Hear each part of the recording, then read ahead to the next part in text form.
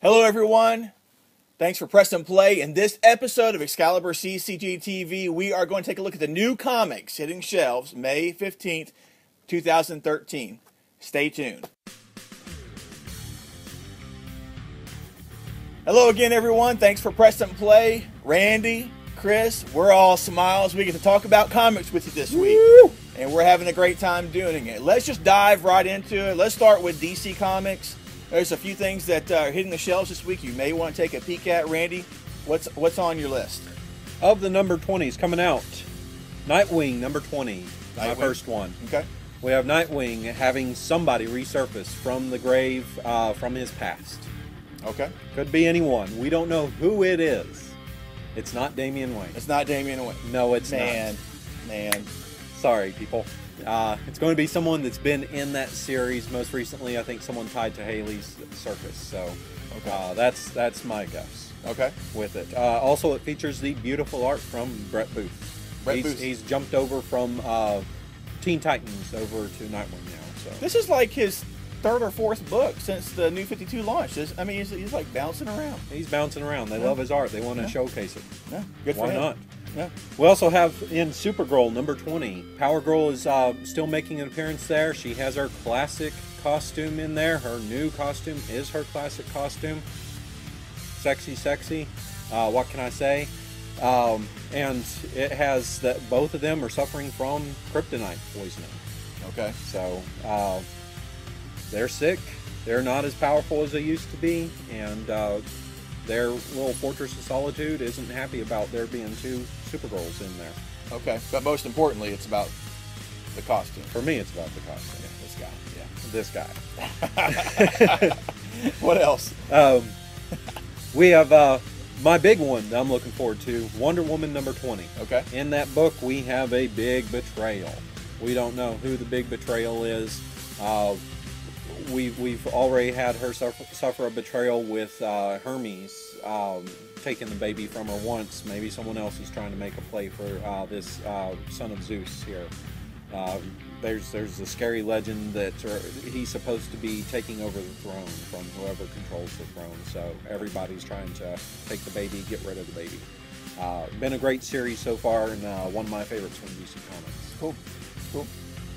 Cool. My last one on that list, on the list here for this week, is Justice League of America's Vibe number 4.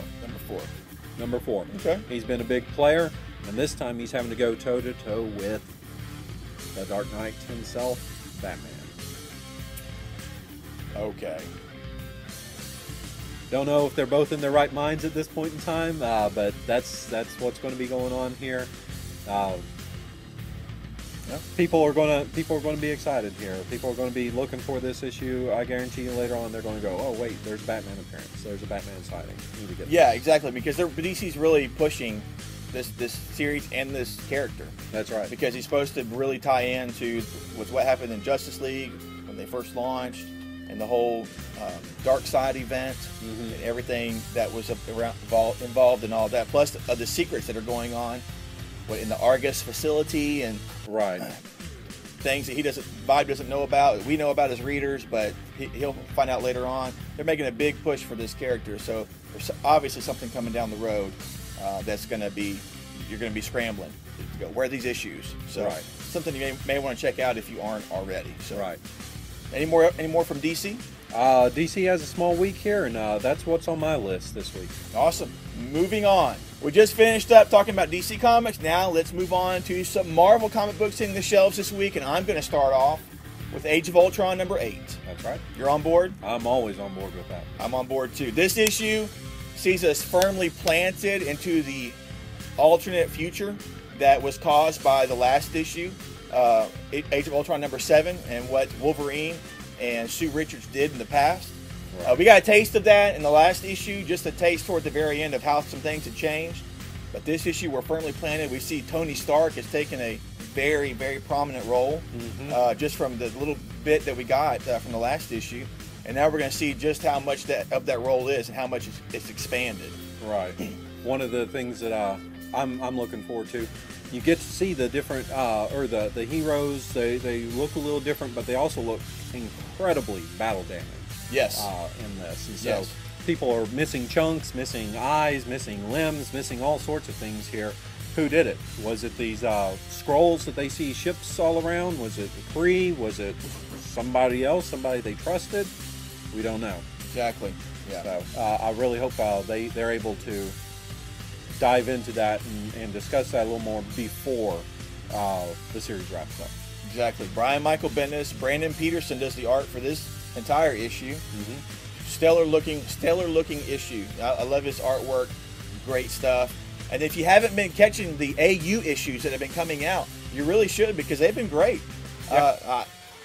They have been really good. The Black Widow one with Avengers Assemble was really good. The last one with Captain Britain and Captain Marvel. That was good as well. The Wolverine and the X-Men AU issue was great. A critical issue. It was a critical issue. Yeah, that really was a critical issue. So be sure and get on board this Age of Ultron bandwagon if you're not reading it already. What else for you from Marvel? Nova number 4 comes out. Yes. Nova number 4 is Jeff Loeb still telling the story of Sam. Sam's still trying to get used to having the Nova Force here. He's got Gamora trying to train him. Rocket, don't call me a raccoon trying to train him. All sorts of goodness there. Yeah, and Ed McGuinness is perfect for the art for this series, which I'm totally digging. He is. Jeff Loeb is only on for another issue or two, and then another writer comes on board. So that's right. Zeb Wells jumps on board there. I was wondering who that is. Zeb Wells. So Zeb Wells, and they've got Paco Medina, I believe, is the artist that's jumping on board there. And I think that's a great choice to take the place for both writer and artist currently on the book. Yeah, I don't think. They shouldn't. They really shouldn't suffer in quality either way. It'd be fun. It's still a fun read. What else for you from Marvel this week? FF number 7. Oh Lord, here we go. FF. I can't tell you how good this book is. It is so good, and we've had all sorts of things going on here right now. We have Alex Powers has left the Future Foundation, and he's traveled to see Dr. Doom there. And I don't know if that's a good thing or a bad thing. Probably always a bad thing when you have Dr. Doom involved. Right. You've got Medusa has gone missing with Bentley, and nobody can find him, doesn't know what's going on there. We've also had the Baxter building transported to another dimension, and all sorts of craziness going on with that. And you've got awesome art from Mike Allred, so that's always. Is he on this issue?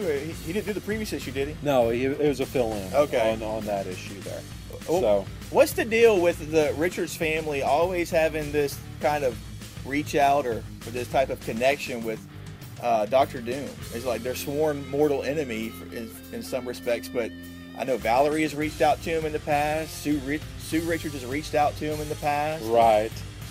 Well, it's crazy. I don't know. I think it's just one of those things that maybe both Ben and I think all of them kind of feel like they somehow played a part in his condition or something like that. The guilt. So maybe they're trying to reach out, be nice about it. Be nice about scarring you for life. Yeah.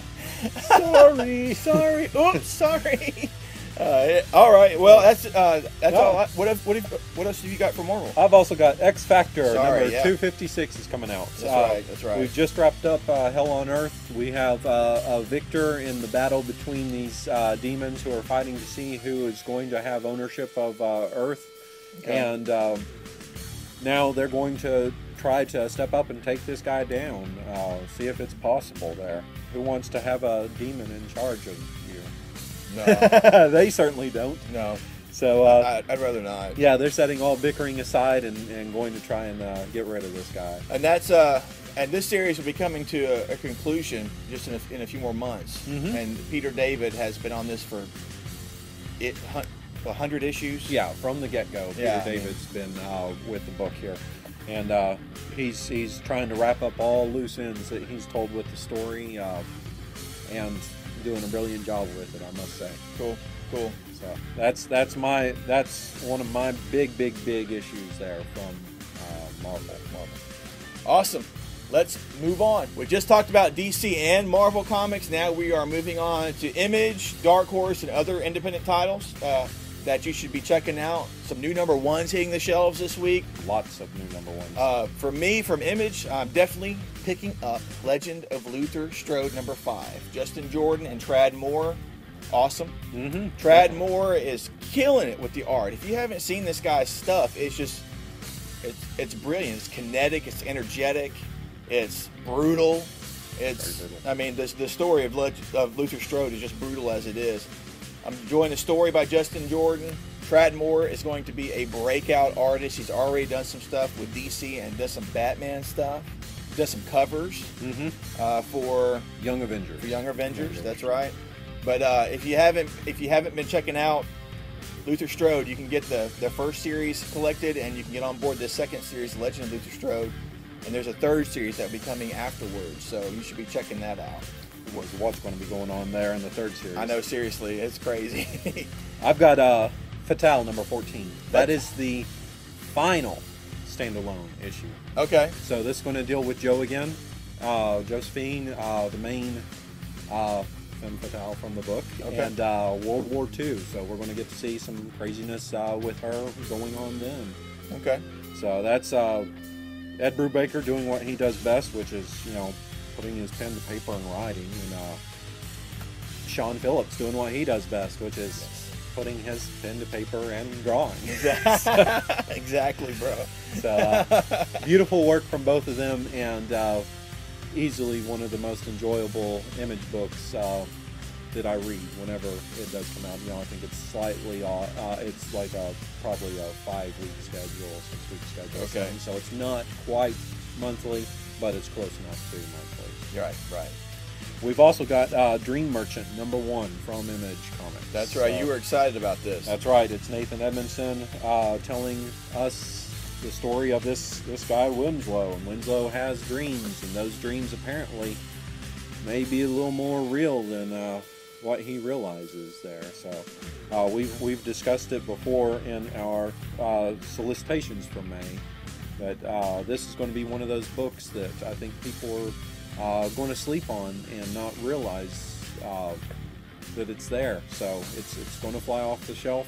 People are going to come in here and they're going to say, well, where's the book? It's not here. Exactly like that. None of our customers talk like that. He does. Sometimes it's me. I'm that guy. So this is going to be a great one. Nathan Edmondson always pours himself fully into his stories, does tons of research on the topics he's going to be talking about here.